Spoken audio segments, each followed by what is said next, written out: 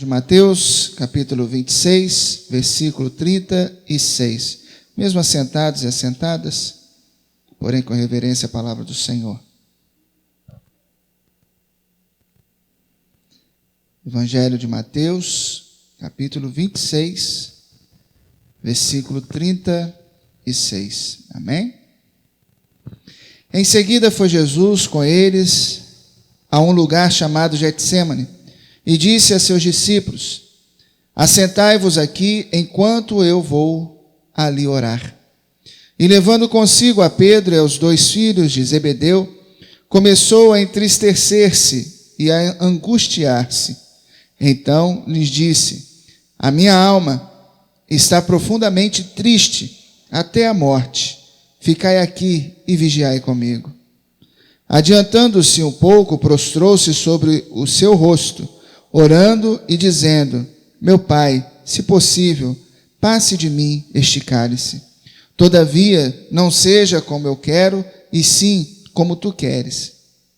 E voltando para os discípulos, achou-os dormindo, e disse a Pedro: então nem uma hora pudestes vós vigiar comigo? Vigiai e orai, para que não entreis em tentação. O espírito, na verdade, está pronto, mas a carne é fraca. Tornando a retirar-se, orou de novo, dizendo: meu Pai, se não é possível passar de mim este cálice, sem que eu o beba, faça-se a tua vontade. E voltando, achou-os outra vez dormindo, porque os seus olhos estavam pesados. Deixando-os novamente, foi orar pela 3ª vez, repetindo as mesmas palavras. Então voltou para os discípulos e lhes disse: ainda dormis e repousais? Eis que é chegada a hora, e o Filho do Homem está sendo entregue nas mãos de pecadores. Levantai-vos, vamos, eis que o traidor se aproxima. Oremos. Senhor, tua palavra, ó Pai amado, ela norteia as nossas vidas, e dela provém, Senhor Deus, todo o poder, toda, Senhor Deus, a tua vontade, Senhor Deus, que se concretiza em nossas vidas, é por meio da tua palavra, Senhor. Ministra, Senhor Deus, sobre a tua igreja, ministra, Senhor Deus, pois nós precisamos de ti, em nome de Jesus. Amém.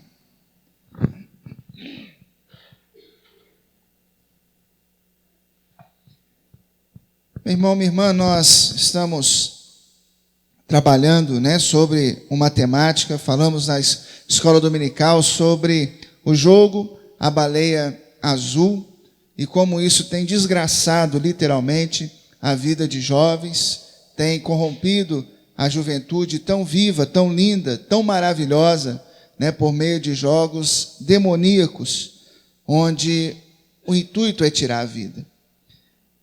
Como também eu já havia dito, o Expositor Cristão, que está disponível ali gratuitamente para os irmãos e irmãs, traz a matéria da capa sobre a depressão.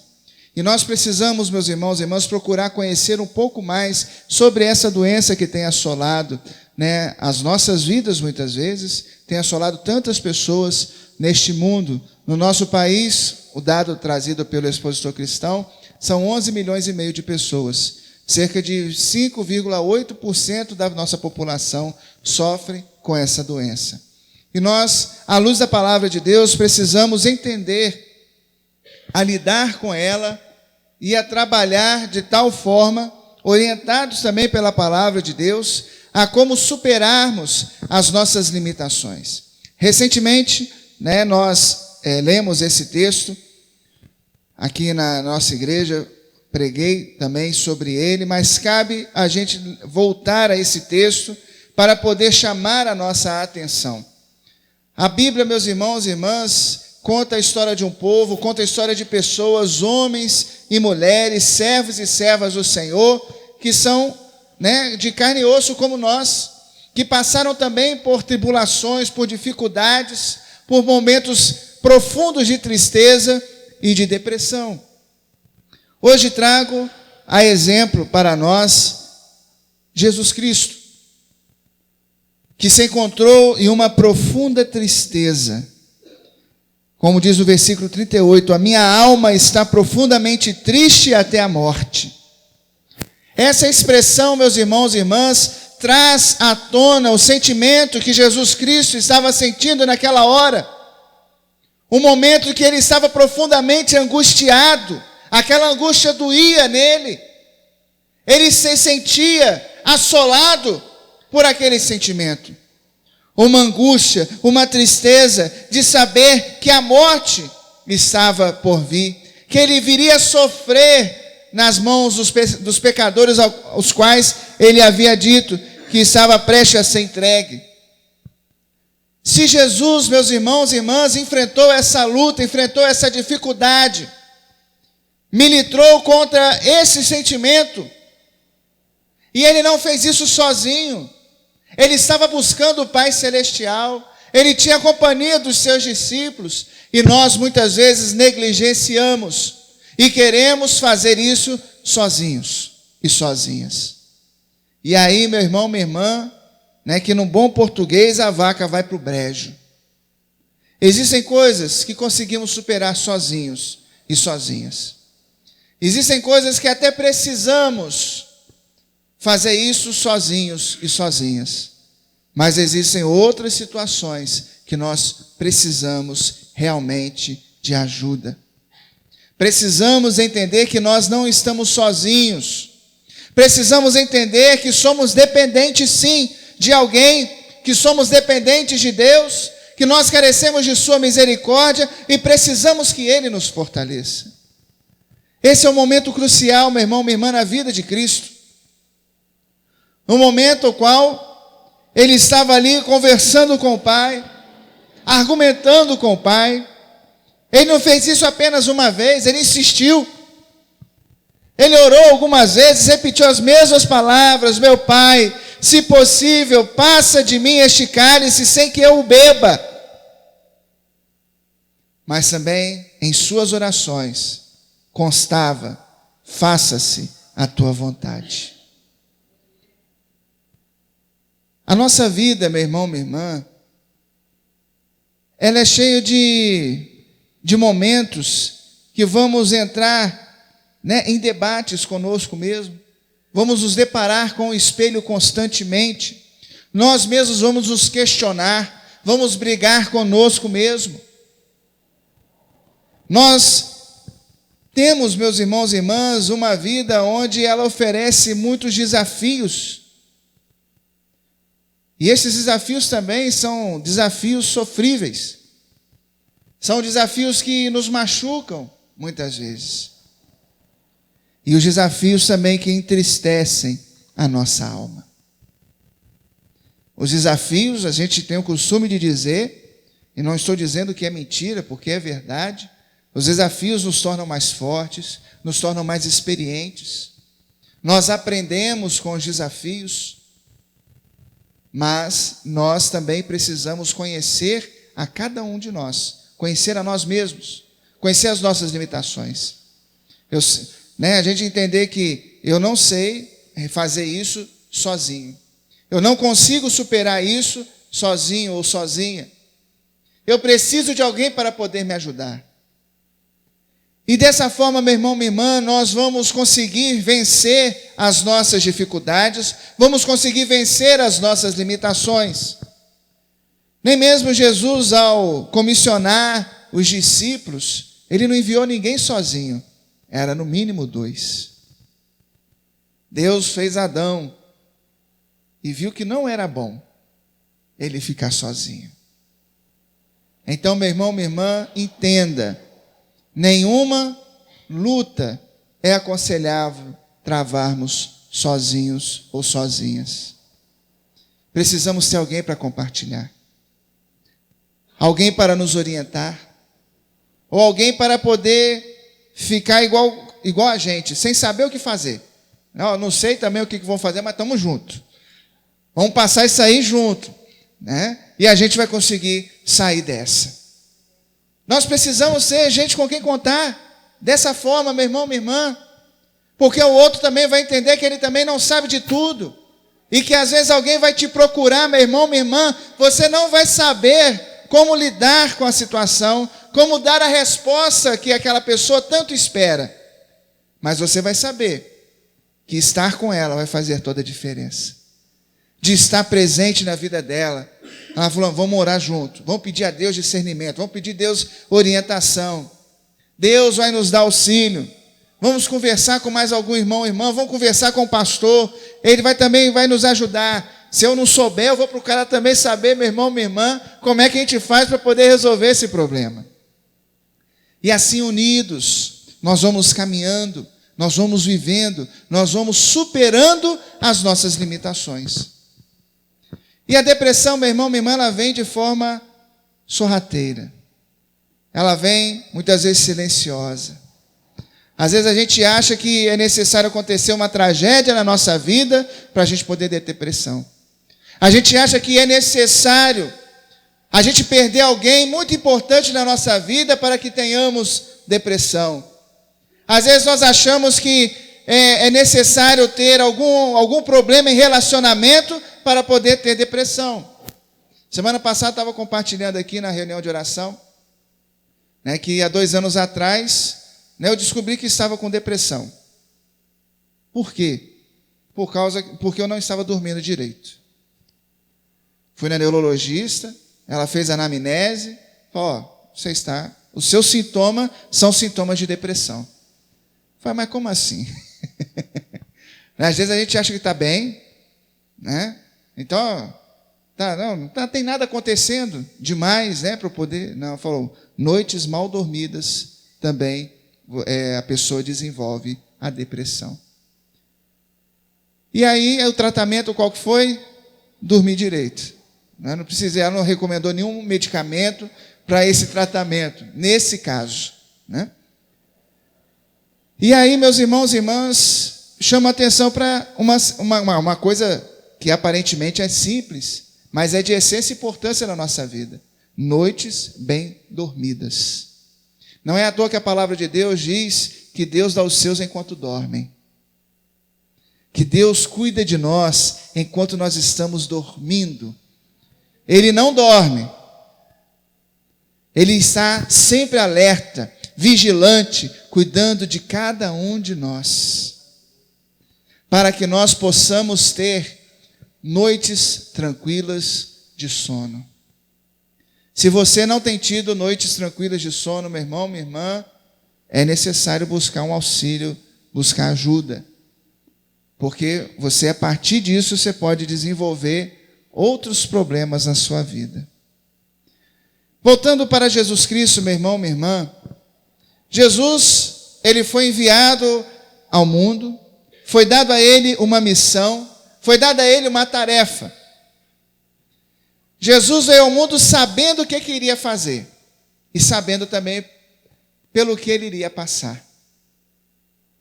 O profeta Isaías já havia anunciado isso, mais ou menos 600 anos antes, que ele haveria de padecer, que ele seria moído, que ele levaria sobre si todas as nossas enfermidades, todas as nossas dores.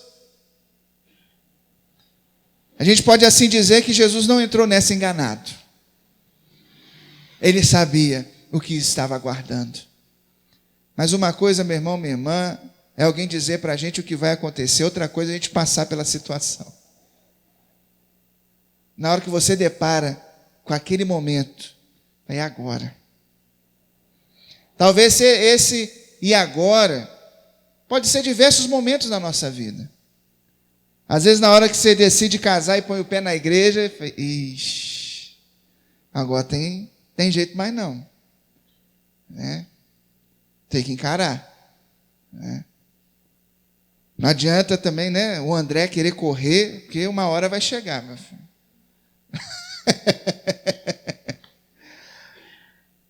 Às vezes é um emprego, um cargo que a gente tanto almeja, e na hora que chega, dá medo.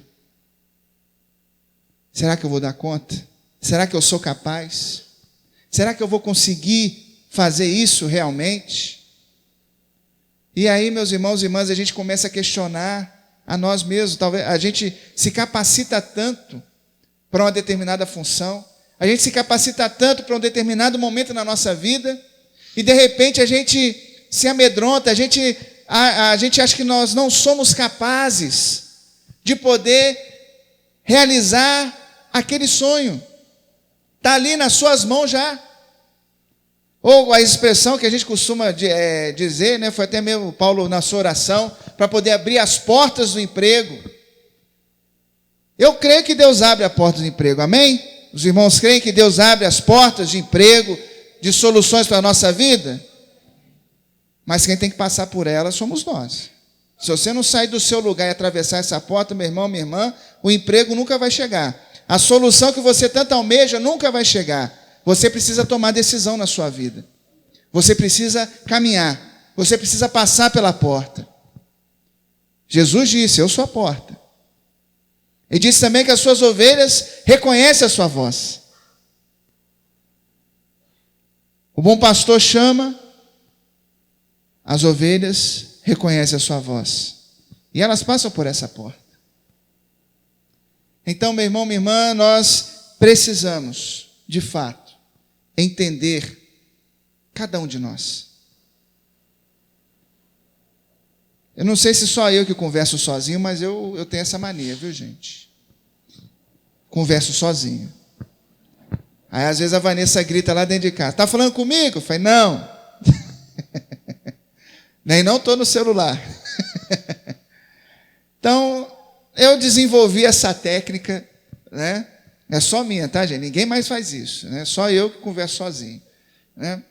Então, quando às vezes tem situações que tem que tomar, é necessário uma tomada de decisão difícil. Às vezes tem que, né?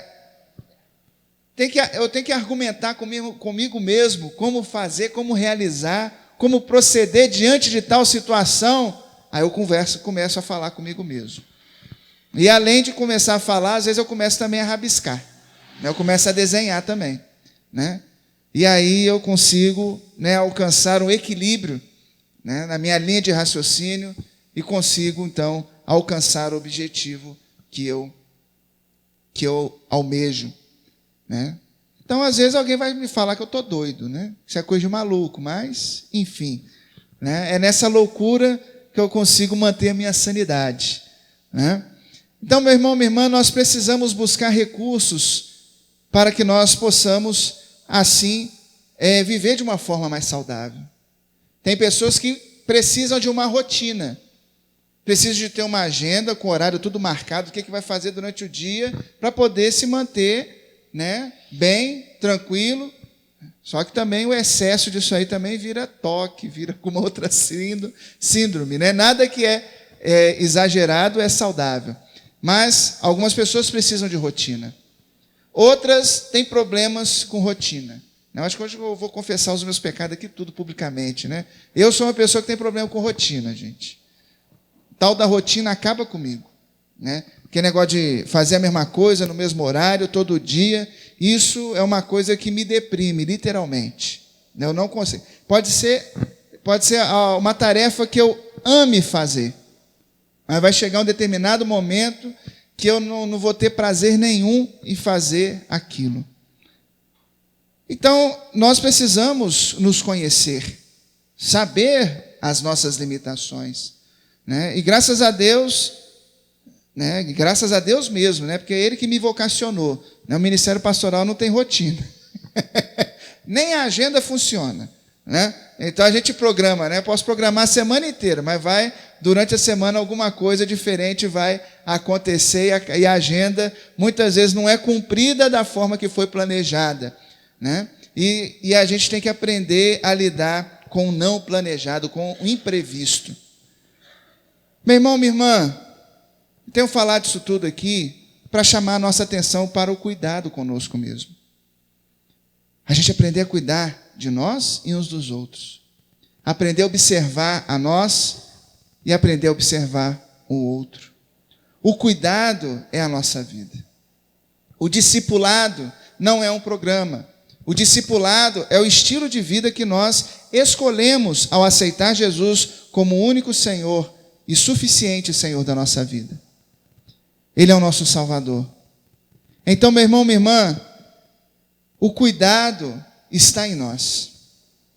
O amor, se Deus é amor, nós expressamos, exalamos, nós falamos, demonstramos e vivemos esse amor. Deixar as pessoas de lado não faz parte da nossa vida, ou não deveriam fazer parte da nossa vida. Hoje eu estava assistindo um vídeo, acho que foi hoje mesmo, um vídeo no Facebook, e um rapaz chegava para as pessoas na rua, não sei quantas pessoas também viram, chegava para as pessoas na rua e falava, eu perdi meu tênis, eu fui assaltado, meu tênis rasgou, eu estou descalço, eu preciso ali em casa, né, mas eu não posso ir descalço. Você me empresta o seu calçado para eu poder ir ali? Eu volto aqui e te devolvo. Né? E aí, primeiro ele começou a abordar as pessoas bem vestidas, né? Estavam bem vestidas, com celular na mão, né, bolsas caras, e todo mundo negou. Mas na hora que ele foi para o pessoal, para o morador de rua, todos que ele pediu, tiraram o seu tênis e emprestaram a ele, para ele poder ir em casa. Aí falou assim, mas o senhor só tem esse? Não, eu só tenho esse, pode levar, pode ir. Eu não estou dizendo aqui, meu irmão, minha irmã, que você vai sair arrancando tênis, né, à torta e à direita na rua e dando para os outros. Né? Mas isso chama a atenção, me chamou a atenção particularmente, né, para muitas vezes a questão do cuidado. A pessoa ali está necessitada, nós temos condições de suprir a sua necessidade e por causa de capricho, nós não a suprimos. A pessoa está do seu lado, a pessoa que você gosta, você sabe que ela está passando por dificuldade, sabe que ela está precisando de ajuda e sabe que ela tem dificuldade de pedir ajuda. Se ela não está me pedindo, vou deixar para lá. Isso a gente demonstra também no dia a dia, quando a gente cumprimenta uns aos outros. Tudo bem? Tudo bem. Ninguém fala que está mal. E é tudo rapidinho também, né? Tudo bem, tudo bem. Na igreja é igual a paz do Senhor, né? Passeou, né? Passeou. Não, passeou. As solteiras, rapaz do Senhor, né? Então, mas na correria passeou, né? Então, meu irmão, minha irmã, nós temos essa dificuldade de depender de alguém. Dependemos muito nas idades iniciais da nossa vida. Só que depois que a gente cresce, parece que a gente cresce e fica bobo. Coisas essenciais do nosso relacionamento a gente começa a deixar de lado. A gente começa a negligenciar. E aí vem, né, os prejuízos em relação a essas decisões. Jesus, meu irmão, minha irmã, nós cremos que Ele é 100% divino, 100% humano. Ele viveu a plenitude da sua divindade, mas também viveu, né, a plenitude da sua humanidade. E esse momento de humanidade de Cristo não é porque Ele é fraco, mas é porque Ele é dependente. Ele buscava uma solução, por isso Ele recorreu ao seu Pai. Ele pediu ajuda aos discípulos, mas os discípulos estavam com sono. O sono estava muito pesado, estava mais forte do que a disposição deles para poder orar naquele momento. E às vezes isso vai acontecer conosco também. Às vezes a pessoa que a gente mais conta com ela, mais espera que ela vai estar do nosso lado naquele momento mais difícil da nossa vida, ela não vai ter condições de nos ajudar. E aí? Nós não estamos sozinhos e sozinhas, meu irmão, minha irmã. Nós temos um Deus que cuida de nós. Muitas vezes, um irmão ou irmã não vai conseguir nos atender da forma que nós esperamos. Mas em um outro momento ele vai poder atender. Às vezes a pastora André fala assim, brinca assim comigo: o Senhor é o meu pastor. Aí eu respondo para ela: às vezes eu vou te faltar, né? Então, por causa da nossa limitação, da nossa humanidade.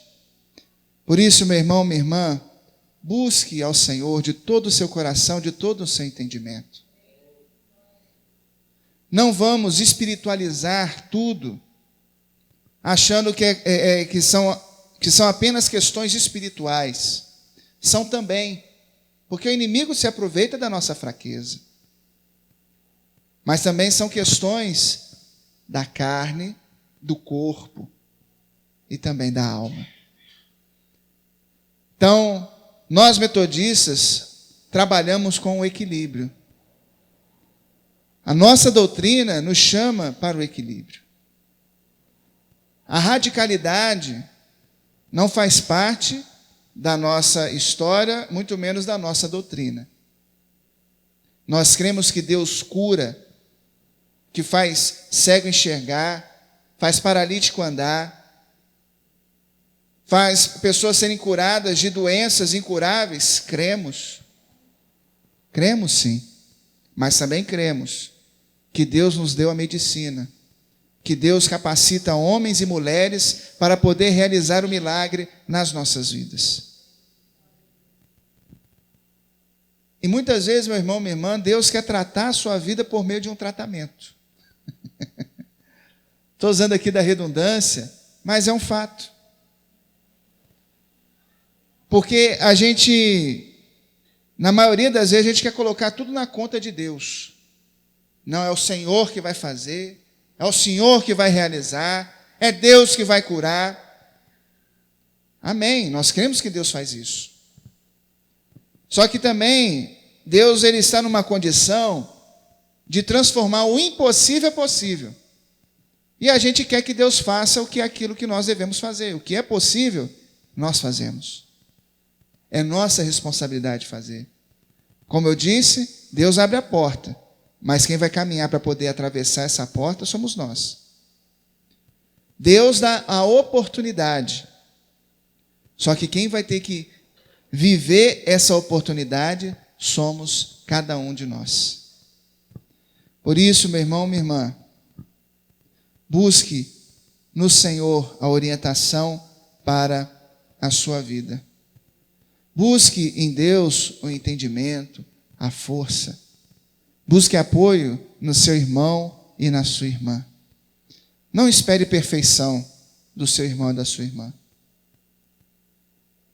Não espere, que ela nunca vai te decepcionar. Uma hora vai acontecer, uma hora ela vai te faltar. Da mesma forma que você vai decepcionar e vai se ausentar na vida de alguém em algum momento. Nós olhamos para Deus e Deus nos sustenta. Se um irmão ou irmã não vai poder nos ajudar, Deus coloca outro para poder caminhar conosco naquela hora. Talvez aquela pessoa que você está procurando naquela hora não seja a pessoa ideal para caminhar contigo naquele momento. Mas Deus vai colocar outra pessoa para poder caminhar com você, para ser o seu suporte, para estar ali lado a lado contigo, dividindo o jugo. Não vamos permitir, meu irmão, minha irmã, que essa doença continue crescendo, continue fazendo vítimas. Existem situações que nós somos responsáveis e nós não assumimos a responsabilidade. E que nós precisamos trabalhar para poder tratar o nosso caráter, tratar o nosso estilo de vida, para vivermos em comunhão com o nosso Pai Celestial e vivermos de acordo com a sua vontade. Necessitamos de ajuda sempre. Sempre somos dependentes de Deus. Sempre carecemos de buscar a orientação em Deus. Sempre vamos precisar do irmão, da irmã, para poder caminhar conosco. Para finalizar, meu irmão, minha irmã, Muitas vezes, a igreja, ela espera do pastor ou da pastora que ela seja sempre, sobrenatural. Seja que nem o Paulo aqui outra vez falou, e está repreendido em nome de Jesus, né? Não, o pastor é anjo, o pastor tem sexo, não, mentira. Esse problema é lá com os anjos lá, não tem nada a ver com isso, né? Então, o pastor, a pastora também é limitada. Também tem os seus conflitos para serem tratados. E quando nós, pastores e pastoras, líderes, numa forma geral, negligenciamos o cuidado conosco, nós adoecemos. O que tem, meu irmão, minha irmã, de liderança doente é muito grande. Nós precisamos estar constantemente orando pelos pastores, pelas pastoras, pela liderança de uma forma geral, porque a gente cria essa síndrome, de super-homem, super-mulher, muitas vezes. Então, hoje tem sido falado, principalmente dentro do nosso distrito, nós temos uma vez por mês, nós temos uma reunião distrital, com os pastores e pastoras, e tem se falado muito sobre o pastoreio de pastores, o cuidado. Então, a partir desse ano, a gente mudou o modelo de reunião. Na parte da manhã, a gente tem ministração, temos assuntos administrativos. Na parte da tarde, a gente se retira em grupo para poder tratar das nossas doenças, para poder tratar das nossas limitações. Estamos também lendo um livro, Não Ande com o Tanque Vazio, recomendo para todos e todas. Depois eu posto lá no grupo do Facebook, lá, para quem quiser ler. Porque muitas vezes a gente quer andar com o tanque vazio. A gente usa muito a expressão de vaso, ser vaso de bênção, mas vaso vazio não consegue abençoar ninguém. Para poder abençoar, nós precisamos estar transbordando. E muitas vezes, o pastor, a pastora, o líder, ele está vazio. Ele não está tendo mais condições de ministrar, de abençoar, porque ele não tem, não está tendo nem para ele não está conseguindo fazer isso. E aí vem a frustração, vem a decepção, vem a cobrança pessoal, e aí também vem a depressão. Por isso, meu irmão, minha irmã, não esperemos de homens e mulheres, além daquilo que eles são, humanos. Somos limitados, somos cheios de defeitos, mas quando nós deixamos Deus operar em nossas vidas, Ele junta essa imperfeição toda para fazer algo perfeito, que é a unidade do corpo, que é a comunhão e o amor de Deus sobre as nossas vidas. Amém? Que Deus continue nos abençoando e que possamos estar abertos para a ação do Espírito Santo de Deus em nossas vidas. Que sejamos dependentes uns dos outros e principalmente do nosso Pai Celestial, para que nos nossos momentos de tristeza, de angústia, é uma expressão que eu ouvi essa semana, a noite escura da alma, quando você estiver passando pelo vale da sombra da morte, que você tenha a quem recorrer, não tenha medo, vergonha de pedir ajuda. Quem pede ajuda consegue ser salvo. Aquela ovelha perdida, ela só foi achada, meu irmão, minha irmã, porque ela berrava muito. Porque se ela tivesse ficado calada, o pastor não tinha achado ela. Então, vamos berrar para a glória de Deus, para que possamos, ser acolhidos, atendidos e cuidados. Amém? Que Deus continue abençoando as nossas vidas profundamente. Algum irmão ou irmã tem algum